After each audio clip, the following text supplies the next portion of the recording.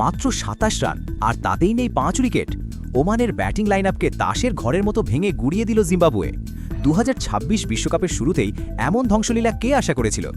জিম্বাবুয়ের পেসাররা কি তবে এবারের বিশ্বকাপের সবচেয়ে বড় ভয়ের কারণ হতে চলেছে, নাকি ওমান জাস্ট সুযোগটা কাজে লাগাতে পারল না? আসল সত্যিটা জানতে আর ম্যাচের সব রোমাঞ্চকর মোড় দেখতে ভিডিওটি না টেনে শেষ পর্যন্ত দেখুন। কলম্বোর সিংহলি স্পোর্টস ক্লাবে টস জিতে জিম্বাবুয়ে যখন বোলিং নিল, কেউ ভাবেনি ওমানের কপালে এত বড় শনি নাচছে। জিম্বাবুয়ের পেস অ্যাটাক, বিশেষ করে ব্লেসিং মুজারাবানি, রিচার্ড এনগারাভা আর ব্র্যাড ইভান্স যেন পিচে আগুন ঝরালেন।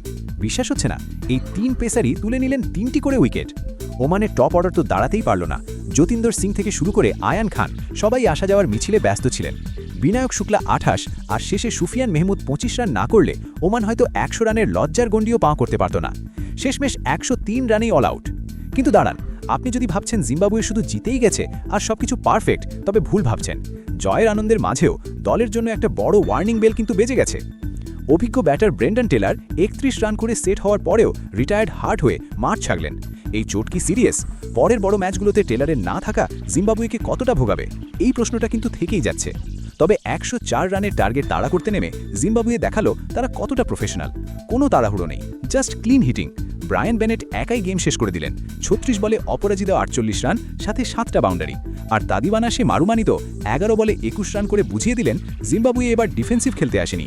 ফলাফল ৩৯ বল হাতে রেখেই ৮ উইকেটের এক বিশাল জয়। রান রেট বাড়িয়ে নিয়ে জিম্বাবুয়ে গ্রুপ বিতে এক প্রকার রাজত্ব শুরু করল। জিম্বাবুয়ের বোলারদের এই অ্যাগ্রেসিভ রূপ দেখে কি মনে হচ্ছে?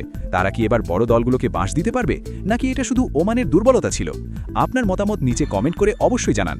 আর বিশ্বকাপের প্রতিটি ম্যাচের এরকম গরম গরম আপডেট পেতে এখনই সাবস্ক্রাইব করে বেল আইকনটি বাজিয়ে দিন। দেখা হচ্ছে পরের ভিডিওতে।